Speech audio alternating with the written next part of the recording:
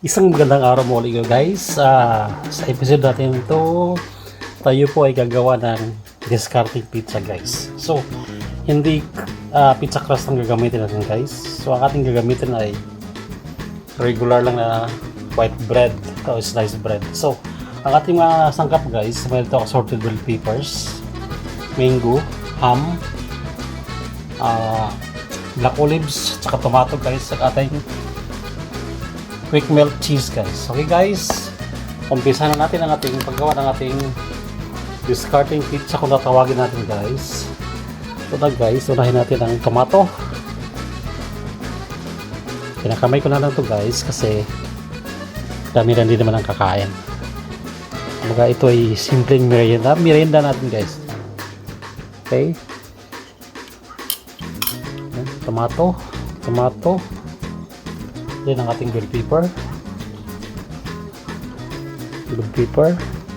So kung mayroon kayong dried basil o fresh basil leaves, pwede nyo ilagdag dito. Or di kayo gumagamit ng mangga, pwedeng pineapple. So season kasi ang mango dito sa lugar namin guys, Bulacan. Okay, kaya guys, mangga.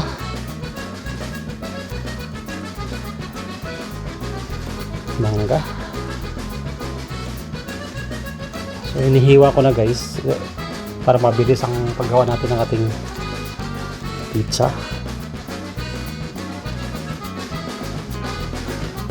Tsaka maglagay tayong ham.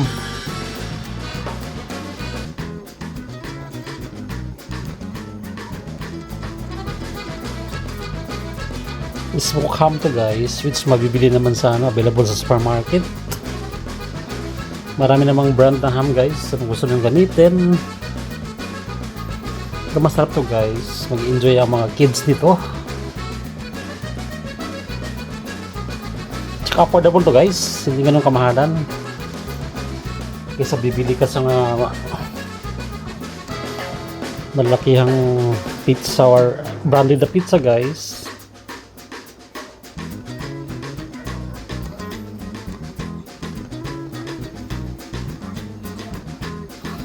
Ganun lang guys. So ang cheese, hindi na natin siya tatantarin o gagadgarin kasi ang ginagawa ko lang guys, hinihiwa ko na lang siya ng ganyan kasi quick melt naman to guys, dali siyang matunaw.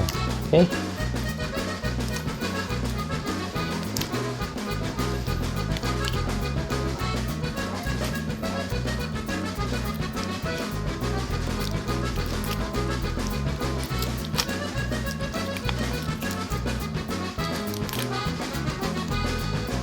okay guys, saka natin sa lulutuin natin sa toaster.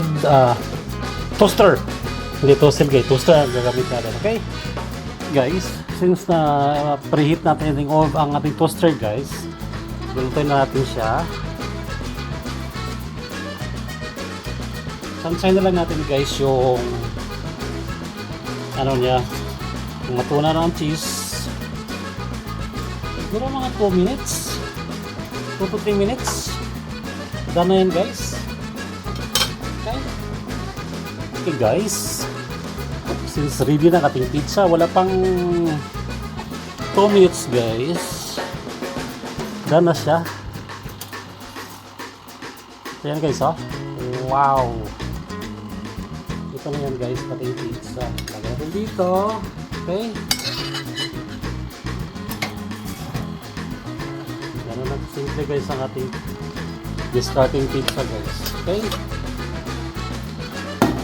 guys, ang ating pizza, walang kahirap-hirap, maging creative lang tayo guys kung anong available na ingredients natin sa bahay. Thanks for watching guys. Sana pag hindi pa nakapag-subscribe ang channel namin, subscribe po kayo, Bacon and Man. Thank you guys.